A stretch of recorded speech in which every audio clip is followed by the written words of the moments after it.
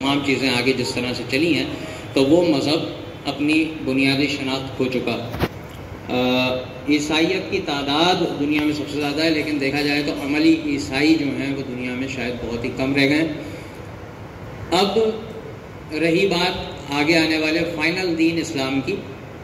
قرآنی کتابوں کی حفاظت کی ذمہ داری ان کی امتوں پر تھی، وہ نہیں کر سکے۔ قرآن کریم کی حفاظت کی ذمہ داری خود اللہ تبارک و تعالیٰ نے لی،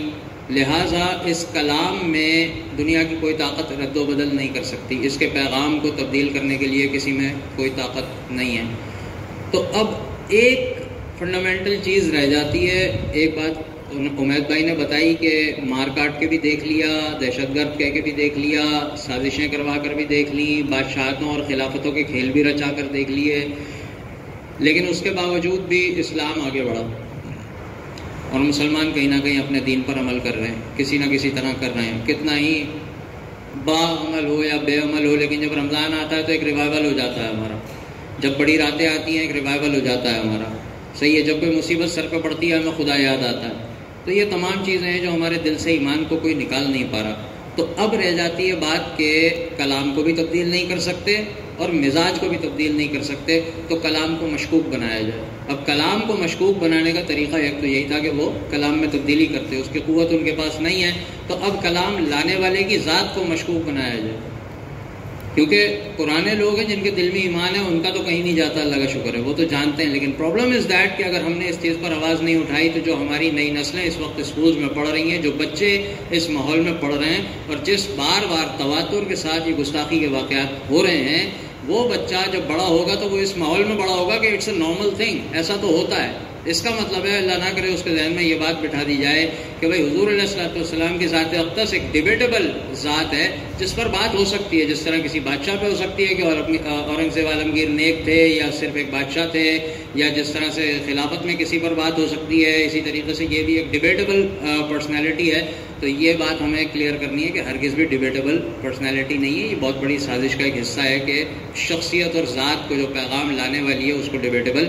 بنایا جائے۔ دوسری بات کہ جو انڈیا میں ابھی معاملہ ہوا ہے عیسائیت کا، میں نے آپ کو بتایا ریشنلٹی نے ان کو مارا۔ انڈیا میں جو واقعہ ہوا ہے، انڈیا میں ان کا جو دھرم ہے ہندو دھرم،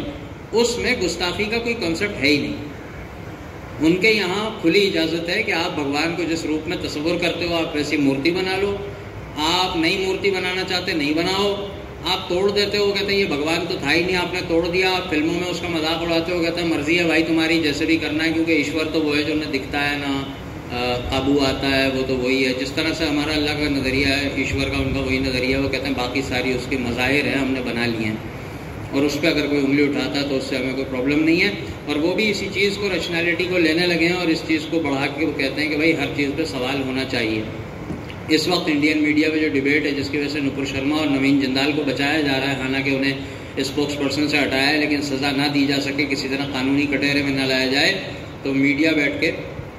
ٹوٹل یہ ڈیبیٹ اس وقت اٹھا رہا ہے کہ جناب سوال کرنا تو ہمارا حق ہے، کیونکہ ہم جس دھرم میں رہتے ہیں وہاں پر سوال کرنا برا نہیں سمجھا جاتا، تو ہمیں یہ بات بھی جتانی ہے کہ حضور کی ذات کسی بھی سوال سے بہت بالاتر ہے، اس پر سوال نہیں ہو سکتا۔ تیسری ایک چیز میں عرض کروں گا مختصراً کہ جتنے بھی ہمارے احباب یہاں بیٹھے ہیں ماشاءاللہ آپ لوگ فلاحی کام کر رہے ہیں، تعلیم و تربیت کی، جہاں پہ ہمیں بچوں کو بہت زیادہ ضرورت ہے نا، جگہ جگہ اسکولز کھل رہے ہیں، کالجز ہے، کانوکیشنل پروگرامز ہو رہے ہیں، اور پتہ نہیں کیا کیا نہ جانے کہاں کہاں ٹریننگز، اور سب کو جب آئی ٹی کا دور ہے تو آئی ٹی کی ایک ریل لگ گئی ہے۔ تو سب سے بنیادی چیز یہ ہوتی ہے کہ آپ کو جس ملک میں رہنا ہے اس کا سیاسی نظام سمجھیں کہ طاقتور کو کس طرح سے آپ کو قابو کرنا ہے۔ اگر آپ طاقتور کو قابو کرنے کا طریقہ سمجھ گئے تو آپ سب کچھ کر سکتے ہیں۔ جتنے لوگ یہاں پر بیٹھے ہیں نا، صرف اتنے لوگوں سے ہم ٹرینڈ بھی بنا سکتے ہیں، ہم عالمی طور پر اسے ڈیبیٹ بھی بنا سکتے ہیں، صرف اتنے ہی لوگ جو یہاں پر بیٹھے ہیں۔ اگر آپ اپنی اپنی تحریکوں کی مین پاور کو بھی اس میں شامل کر لیں گے تو یہ سوال ہی پیدا نہیں ہوتا کہ ہم اس کو عالمی سطح پر زبردست طریقے سے ایڈریس نہ کر سکیں، سوال ہی پیدا نہیں ہوتا۔ ہم سولوشنز کی جب بات آئے گی تو اس وقت پروپوز کریں گے کہ ہم نے کیا کیا سولوشنز اس وقت ڈسکس کیے ہوئے ہیں اور سوچے ہوئے ہیں جن سے فوری طور پر اثر پڑے گا۔ ٹویٹر ٹرینڈ ایک ایسی چیز ہے جس کے بارے میں لوگ عموماً جو ہے وہ ڈاؤٹ کا شکار رہتے ہیں۔ ٹویٹر ٹرینڈ کا وہ حال ہے کہ اس وقت جو جنرل مین اسٹریم میڈیا ہے آپ کا، وہ انٹرنیٹ کو سرچ کرتا رہتا ہے، ٹویٹر پہ ہر وقت اس کی نظر ہوتی ہے، وہ لوگ نیوز اسی کو بنانے لگے ہیں جو ٹویٹر پہ ٹرینڈنگ چل رہی ہوتی ہے، وہ نیوز اس میں سے پک کرتے ہیں۔ تو آپ کا ٹویٹر ٹرینڈ جب بنتا ہے تو وہ نہ صرف پاکستان میں عالمی سطح پہ دیکھا جاتا ہے، اور جن لوگوں تک آپ آواز پہنچانا چاہ رہے ہیں آپ کا خط شاید وہاں نہ پہنچ پائے گا، آپ کا ویڈیو شاید وہاں نہیں پہنچ پائے گا، اکاؤنٹ بلاک ہو جائے گا، اس سے پہلے آپ اڑ جائیں گے، کالی گاڑی آ جائے گی، پیلی گاڑی آ جائے گی۔ ایک تو ڈرایا اتنا، ہم اتنے عرصے سے کام کر رہے ہیں، ہمیں تو کوئی کالی ویلی گاڑی نہیں دکھی یار، خدا ہی قسم، سڑکیں بند کر دیں، ریلیاں چلا دیں، گولیوں کا سامنا، کان کے پاس سے فائر گزرے، ہمیں تو کسی گاڑی نے نہیں اڑایا یار، بلا وجہ کی باتیں پھیلائی ہوئی ہیں ہر ایک کے پاس۔ تو یہ سب کچھ نہیں ہوتا، اتنی اندھی کوئی نہیں لگی ہوئی، فوج کا بھی اپنا ایک ادارہ ہے، وہ بیوقوف تھوڑی ہے کہ ہمارے لیے گاڑیاں بیچتے پھریں گے، پیٹرول مہنگا ہو گیا بھائی۔